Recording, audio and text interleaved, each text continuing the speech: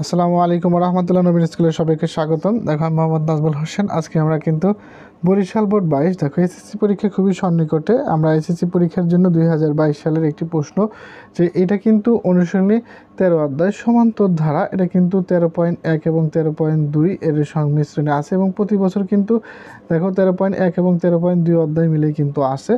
এখানে দেখো, এখানে একটু যারা বুঝতে পারছেন, এটা কিন্তু এস, আমি কিন্তু আগেই বলে দিচ্ছি এটা কিন্তু এস, যে P plus 7 plus P plus Q plus S সমান সমান 16,807 প্লাস ধারাটি একটি গুণোত্তর ধারা। আমরা যদি বুঝতে না পারি তাহলে কিন্তু এটি দেখা হয়েছে যে গুণোত্তর ধারা। তারপরে দেখো 7 প্লাস 12 প্লাস 17 প্লাস 22 প্লাস ধারাটির এটা এন সংখ্যক পদ, এ পদের যোগফল কিন্তু দেখো 1090 এটা দেওয়া আছে।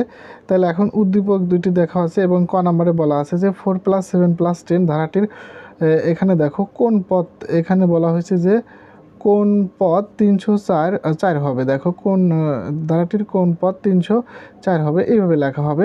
নির্ণয় করে এটা, এখানে দেখো পি কিউ এবং এস এর মান নির্ণয় করো এবং 2 নং ব্যবহার করে এন এর যোগফল নির্ণয় করো। প্রথমে আমরা সমাধান করাবো দেখো ক নাম্বার। এখানে কিন্তু প্রথমেই সৃজনশীলের ক নাম্বারে কিন্তু রয়েছে দেখো যে প্রথমে কিন্তু আমরা লিখবো যে একটু যে এখানে দেওয়া আছে এরকম একটু লিখতে পারো তোমরা সুন্দর করে, যে প্রথম পদ এখানে আমরা লিখবো হলো প্রথম পদ, এটা কিন্তু সমান সমান যে প্রথম পদকে আমরা প্রকাশ করি কিন্তু এ দ্বারা, এ সমান সমান কিন্তু 4, প্রথম পদ এ সমান সমান কিন্তু 4। এরপরে দেখো কিন্তু আমরা কিন্তু লিখবো হলো সাধারণ অন্তর, যদি সমান্তর দ্বারা হয় তাহলে কিন্তু আমরা জানি যে সাধারণ অন্তর লিখতে হয় ডি সমান। এবার দেখো যে কি সাধারণ অন্তর ডি সমান সমান কিন্তু আমরা কিভাবে লিখবো, আমরা লিখবো হলো যে দ্বিতীয় পদ থেকে প্রথম পদ এটা বাদ দেবো, দ্বিতীয় পদ থেকে কিন্তু প্রথম পদ বাদ দেবো। দেখো যে আমরা তাহলে কিন্তু অবশ্যই 7 - 4 সমান সমান ডি প্লাম কিন্তু যে 3, এটা কিন্তু 3 লিখতে হবে এইরকমভাবে। তাহলে কিন্তু এখন কোন পদ আমরা অর্থাৎ এনতম পদ নির্ণয় করব, তাহলে কিন্তু আমরা একটা লিখবো যে আমরা জানি, এই কথাটি একটু লিখে নেব। দেখো আমরা জানি যে এনতম পদ ইজ ইকুয়াল টু, আমরা লিখবো যে A plus N minus 1 into D, এইটা কিন্তু একটু লিখবে, এটা কিন্তু আমাদের মুখস্থ সূত্র। এখন দেখো এই সূত্র যদি ব্যবহার করি তাহলে কিন্তু এই এনতম পদ কিন্তু দেওয়া আছে, যে এখানে কিন্তু দেখো এনতম পদ কিন্তু দেওয়া আছে 304, এই পদটা একটু দেওয়া আছে, তাহলে 304টা একটু লিখে নিলাম। এরপর দেখো প্রথম এ সমান সমান কিন্তু 4 প্লাস এন এর মান কিন্তু এটা বের করতে হবে কোন তম পদ, ডি সমান সমান কিন্তু 3 বের করেছিলাম। এখন দেখো যে এটা কিন্তু আমাদের সূত্র ফলনের শেষ, আমরা কিন্তু যেটার মান বের করবো সেটা একটু বাম পাশে এটা একান্তর করে নিয়ে আসি। দেখো যে এটা কিন্তু যে পক্ষান্তর করে নিয়ে আসবো, দেখো পক্ষান্তর করে নিয়ে আসলে কিন্তু 4 প্লাস আমরা একবারে লিখে দিলাম 3n অক্ষে 3n এবং 3 অক্ষে 3 এবং 304 এই পাশে দিয়ে দিলাম। এখন দেখো আমরা ক্যালকুলেশন যদি করি তাহলে কিন্তু 3n প্লাস 1 লিখবো, 4 থেকে 3 বাদ দিলে কিন্তু 1 থাকে। তাইলে এবার দেখো 300, এখানে কিন্তু আমরা লিখবো হলো 304। এবার একটা কাজ করো যে 3n রেখে প্লাস 1কে যদি ওই পাশে দেই তাহলে কিন্তু মাইনাস প্লাস 1 ওই পাশে আছে -1, আমরা যদি বাদ দিয়ে দিই তাহলে এখন দেখো এখান থেকে যদি ক্যালকুলেশন করি তাহলে কিন্তু 303 থাকে। দেখো যে 303 থাকে। এখন 3 কিন্তু কী আকার আছে, গুণ আকার আছে, তাহলে ওই পাশে যদি ভাগ আকারে দেই তাহলে ক্যালকুলেশন করলে কিন্তু বোঝা যাচ্ছে সহজেই 101 হবে। অর্থাৎ কিন্তু আমরা বলতে পারি 101তম পদ হচ্ছে 304, এটাই কিন্তু ক নাম্বার। আশা করি তোমরা এই সমাধানটি বুঝতে পেরেছ। অবশ্যই কিন্তু প্রথমে সূত্র মুখস্থ রাখতে হবে, এ সমান সমান প্রথম পদ, ডি সমান সাধারণতর, এন সমান তম পদ, এগুলো কিন্তু একটু বুঝে শুনে একটু লিখলে তোমরা অ্যান্সারটি করতে পারবে। এবার দেখো আমরা কিন্তু খ নং প্রশ্নের সমাধান করব। দেখো পি কিউ এস আর এর মান নির্ণয় করে, তাহলে কিন্তু অবশ্যই 1 নাম্বার ব্যবহার করব। দেখো এটা কিন্তু যে বুঝতে পারছেন, আমরা আগে বলেছি এটা কিন্তু এস, যে প্রথম পদ, দ্বিতীয় পদ, তৃতীয় পদ, চতুর্থ পদ, পঞ্চম পদটার একটু মান দেওয়া আছে, যেটার মান দেওয়া আছে সেটা কিন্তু আমরা ব্যবহার করব। এবং আমরা এই অঙ্ক বুঝতে পারবো না দেখে কিন্তু গুণোত্তর ধারা কিন্তু লিখে দেওয়া হয়েছে বোর্ড কোশ্চেন, বরিশাল বোর্ডের। দেখো যে তাহলে প্রথম পদ, এখানে কিন্তু দেখো আমরা কিন্তু প্রথমে সুন্দর করে একটু সাজিয়ে লিখবো যে খ নাম্বার, এখানে দেওয়া আছে হলো তোমার প্রথম পদ, এখানে দেওয়া আছে হলো তোমার প্রথম পদ এ সমান সমান 7 এবং এটা কিন্তু তোমার হলো পঞ্চম পদ। তাহলে এখানে কিন্তু মনে রাখো যে আমরা আর এর মান ব্যবহার করব হলো 5, পঞ্চম পদ। তাহলে এখন দেখো যে আমরা কিন্তু প্রথমেই জানি যে ধারাটির গুণোত্তর দ্বারা হলে কিন্তু ধারাটির এনতম পদ সমান সমান কিন্তু ar⁻n-1। তাইলে কিন্তু আমি সহজেই লিখতে পারি প্রশ্ন মতে যে দেখো যে ar⁻n-1 ইজ ইকুয়াল টু, আমরা লিখতে পারি কত, যে 16,807, দেখো 16,807 এইটা, তাহলে কিন্তু আমি এখন মান বসাবো। এর মান কিন্তু 7 গুণন আর এর মান হচ্ছে পঞ্চম পদ যেহেতু, তাহলে 5 - 1 = 16,807, এইভাবে একটু বসিয়ে নিলাম।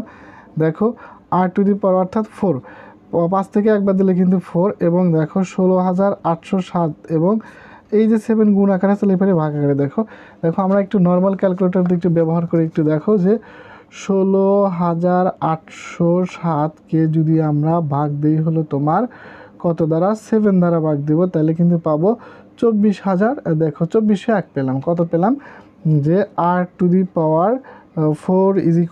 দেখো সমান সমান 2401। এখন 2401 কিসের উপর পাওয়ার 4, অর্থাৎ দেখো আর তো আনতে পারবো না, তবে 4 কিন্তু মিলাইতে পারবো। কিসের উপর পাওয়ার 4 দিলে আমরা 2401 নির্ণয় করতে পারি। দেখো আমরা যদি 7কে যদি গুণ করি একবার, যে আমরা একটু গুণ করব, 7কে যদি গুণ করি হলো একবার, 7 7 49, 2বার, 3বার 343, 4বার 2400, অর্থাৎ যদি 7-এর উপর পাওয়ার 4 দিই তাহলে কিন্তু অবশ্যই আমার 2401 হয়। তাহলে কিন্তু দেখো যে 7⁴ আমরা কিন্তু একটা সূচকের সূত্র জানি, পাওয়ার পর সেম হলেও যদি উঠে যাবে, বেস সেম হলে উঠে যাবে, অর্থাৎ r সমান কিন্তু 7। সহজেই কিন্তু আমরা r এর মান 7 বের করে নিলাম, কিন্তু আমাদের মান কিন্তু এইটা না, আমাদের কিন্তু বলা হয়েছে যে PQS এর মানে। আচ্ছা, p সমান কিন্তু দ্বিতীয় পদ, তাহলে এবার তৃতীয় পদ চতুর্থ পদ, তাহলে আমরা কিন্তু সহজেই কিন্তু এখন যদি লিখি যে দ্বিতীয় পদ, দেখো আমি যদি লিখি দ্বিতীয় পদ = ar⁴ 2 - 1, তাহলে কিন্তু সহজেই লিখতে পারি যে 7 গুণন 2 এর মধ্যে একবার দিলে 1 থাকে, অর্থাৎ 7, অর্থাৎ দ্বিতীয় পদ কিন্তু 7 7 49 বের হলো সহজেই।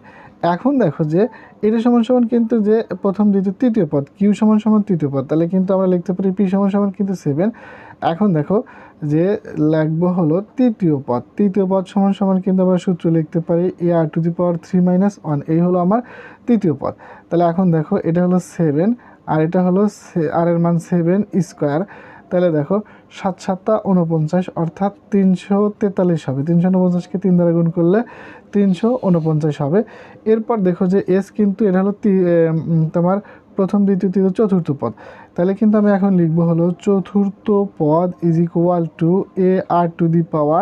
যে 4 - 1, অর্থাৎ দেখো আর এর মান 7 এবং যদি একবার দিই তাহলে কিন্তু এটা 3 হয়, অর্থাৎ 7 7 49। এখানে যদি আমরা ক্যালকুলেশন করি তাহলে দেখো যে এখানে 7 7 49 গুণন 7 গুণন, অর্থাৎ 4, আবার ওই 4 বার গুণ করলে আমাদের 2401 হবে। এটার ফলাফল কিন্তু দেখো 2401 হয়, অর্থাৎ আমরা লিখতে পারি এটা কিন্তু তোমার কিউ এর মান, এটা কিন্তু এস এর মান।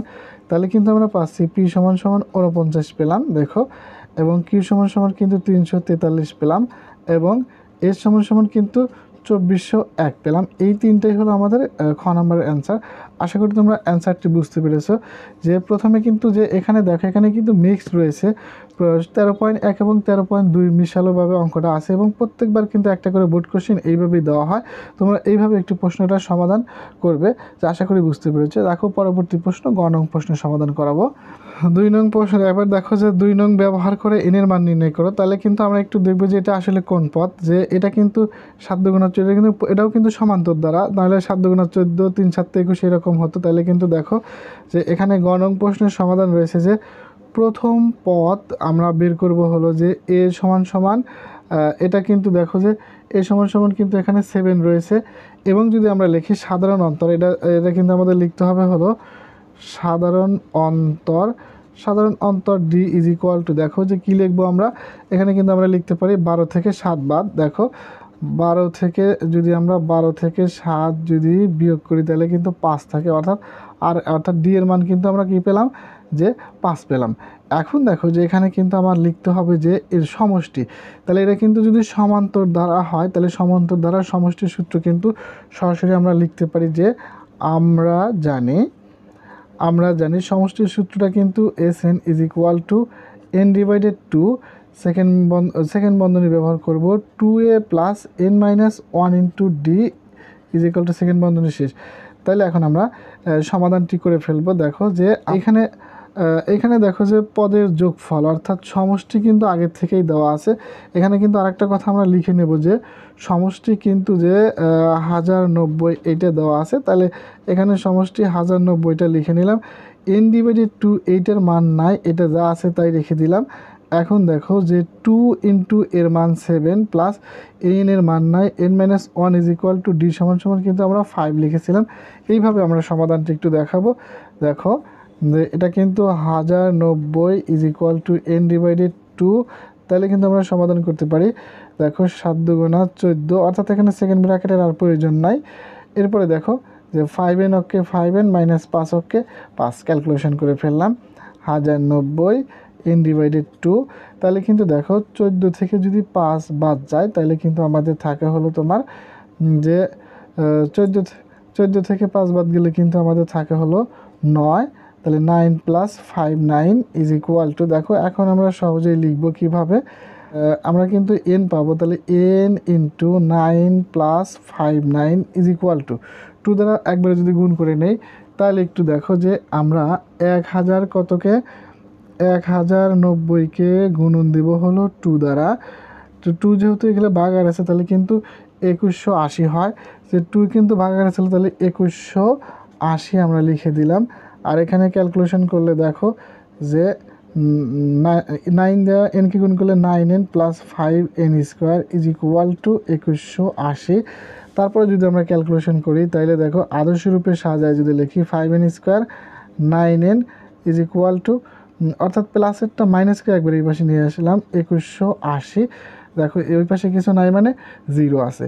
তাহলে যদি আমি সমাধান করি এখন প্রথমে তো দেখো যে এখানে মিডল ফ্যাক্টর করব আমরা। কিভাবে মিডল ফ্যাক্টর হবে, দেখো যে 2150 এমনভাবে ভাগ করব যাতে তোমার অর্থাৎ প্রথম রাশি দ্বারা শেষ রাশিকে যদি গুণ করি তাহলে দেখো যে প্রথম রাশি দ্বারা যদি গুণ করি 2180 মাইনাস হলো তোমার 2180 মাইনাস হলো 5n, যদি 5 গুণ করি তাইলে দেখো আমার কিন্তু 1090 হয়। এখানে যে প্রথম রাশি দ্বারাকে যদি গুণ করি তাহলে কিন্তু আমার 10,900 আমরা পাই। 10,900কে এমন কি সংখ্যা দিয়ে ভাগ করলে যে মাঝখানে 9 মিলবে আর গুণ করলে 10,900 মিলবে, সেই সংখ্যাটা আমাদের প্রথমে বের করতে হবে। দেখো আমরা কিন্তু প্রথমে যে প্রথম রাশি দ্বারা কিন্তু শেষ রাশিকে গুণ করব, অর্থাৎ যদি 5 গুণন 2180কে যদি গুণ করি তাহলে দেখো যে 2180 গুণন হচ্ছে তোমার 5, তাহলে কিন্তু আমাদের 10,900 হয়। তাহলে এমন কি সংখ্যা দ্বারা গুণ করো, তাহলে আমার মনে হয় যে 100 গুণন 109কে যদি গুণ করি, দেখো উত্তরটা সঠিক হয় কিনা। 100 গুণন 109 যদি গুণ করি তাহলে কিন্তু অবশ্যই 10,090 হয়। তাহলে এখন আমরা যদি বিশ্লেষণ করি তাহলে কিন্তু 5n স্কোয়ার প্রথমত দিলাম 109 দিলাম 109n মাইনাস, কারণ 109 থেকে 100 বাদ গেলে কিন্তু আমাদের 9 থাকবে এবং এখানে যা আছে তাই, অর্থাৎ এটার নাম কিন্তু মিডল ফ্যাক্টর, যে দুই পাশে ঠিকই থাকবে মাঝখানে ভাঙা। তাহলে এখন যদি আমরা কমন নেই, দেখো 5n কমন, তাহলে একটা n বাসে আর এখানে কিছু বাসে না মানে 109, অর্থাৎ n কমন কিছু 109 পড়ে আছে। আর এইখানে দেখো কি 100n আর হলোকে 2180 এর মধ্যে কি কমন যায়, এর মধ্যে কিন্তু অবশ্যই তোমার কমন যাবে হলো আমার মনে হয় 20 কমন যাবে, কারণ এই পাশে যা আছে তাহলে 20 কমন গেলে কিন্তু যে এখানে কিন্তু 5n হবে, কি হবে যে n, দেখো এইখানে একটু ভুল হয়ে গেছে যে এখানে শুধুমাত্র যদি আমরা কমন নেই 5n কমন নিলে কিন্তু অবশ্যই n কমন নিলে 5n থাকে, আর এখানে n কমন গেলে তাহলে 109 থাকে। তারপরে দেখো যে এইখানে 20 যদি কমন নেই তাহলে কিন্তু অবশ্যই 5n কমন যায়, 5 20 100 এখন, আর মাইনাস মাইনাসে প্লাস, অর্থাৎ এই 20 দ্বারা 2180কে ভাগ করলে কিন্তু 109 হবে। তাইলে এখন দেখো যে আমরা পেলাম কিন্তু 5n প্লাস 109 কিন্তু হচ্ছে দুইটা কমন যায়, তাহলে পড়ে থাকে কি n-20, এইটা হলো যে অ্যান্সার হলো। এখন দেখো এটা কিন্তু দুইটা পার্ট পেয়েছি, তাহলে কিন্তু আমরা লিখতে পারি হয় আমরা লিখব হলো যে 5n plus 109 is equal to 0। এখন দেখো যে 5n is equal to minus 109 এবং n ইজ ইকুয়াল টু -109কে 5 দ্বারা ভাগ করলাম। এটা এরকম কিন্তু ঋণাত্মক কখনোই আনসার আমরা গ্রহণযোগ্য নয়, তাহলে এটা কিন্তু আমরা লিখে দেবো অগ্রাহ্য, এরকম অ্যান্সার হবে না। এরপরে দেখো তাহলে বাকি অংশ রইল কি আমার, যে বাকি অংশ রইল কিন্তু n-20 = 0, তাহলে কিন্তু আমি লিখতে পারি n = 20, এবং এই যে n সংখ্যক পদের মান বের করতেছিল এটাই কিন্তু আমাদের অ্যান্সার। এখন দেখো যেখানে কিন্তু বলা হয়েছিল যে 2 নং ব্যবহার করে n এর মান নির্ণয় করে, দেখো 2 নং ব্যবহার করে আমরা n এর মানটি ব্যবহার করেছি। এখন দেখো যে প্রথম থেকে যদি শেষ পর্যন্ত যদি অঙ্কটা আমরা দেখি, প্রথম থেকে শেষ পর্যন্ত অঙ্কটি দেখো যে প্রথমে কিন্তু প্রথম পদ a = 7, সাধারণত d = যে 5, তাহলে সমষ্টির সূত্র যে আমরা মুখস্থ একেবারে সমষ্টির সূত্রটি একটু লিখে দিলাম। লিখে দেওয়ার পরে কিন্তু দেখো যে এখানে SN = কিন্তু দেওয়া আসলে 1090, সেটা ব্যবহার করলাম। ব্যবহার করার পর এর মান ব্যবহার করেছি 7 × 14 n-1 যা আছে তাই, কারণ n সংখ্যক পদের মানই এটাই বের করতে হবে, এটা রেখে আমরা d এর মান 5 বসাই দিলাম। তাহলে 5n × 5n 5 × 5। এখন দেখো এই মানটি কিন্তু পক্ষান্তর করে, যে 2 কিন্তু ভাগ আকারে ছিল গুণ আকারে ওই পাশে নিয়ে যায়, কিন্তু আমরা দেখো যে পক্ষান্তরে এক্সচেঞ্জ করে দিয়েছি, এটাই পাশে ওটাই পাশে। তাহলে 9n কে 9n এবং 5 5 5n², আর এই 2 দ্বারা গুণ করলে কিন্তু 2180 হয়। আশা করি তোমরা এটা বুঝতে পেরেছো। যে তারপরে দেখো 9n + 5n² = 2180। 2180কে প্লাস আছে মাইনাস করে এটা পাশে নিয়ে আসে, এটা কিন্তু মাইনাস করে এই পাশে নিয়ে আসা হয়েছে। এবং তারপরে মিডল ফ্যাক্টর যে 5n² দ্বারা এখানে গুণ করলে দেখো আমরা আগে কিন্তু বুঝিয়েছি যে গুণ করলে কি হয়, গুণ করলে কিন্তু অবশ্যই দেখো মিডল ফ্যাক্টর 100 এবং 109 দিলে হয়ে যাবে। এরপর দেখো যে অবশ্যই 5n কমন নিলে একটা n কমন গেলে 5n থাকে, আর এখানে 109 থাকে। এখানে 20 যদি কমন নেই তাহলে 5n বা 5n থাকে, -20 প্লাস 109 থাকে। এই দুইটা যেহেতু মিল আছে, এই দুইটা কমন নিলে 5n + 109 কমন নিলে কিন্তু বাসে n-20।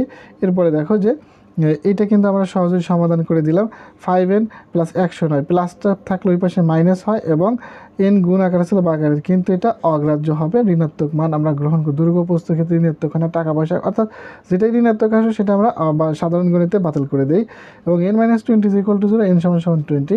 আশা করি তোমরা বুঝতে পেরেছো। পরবর্তী ভিডিওগুলো পেতে সাবস্ক্রাইব করে আমাদের সাথেই থাকো। আল্লাহ হাফেজ।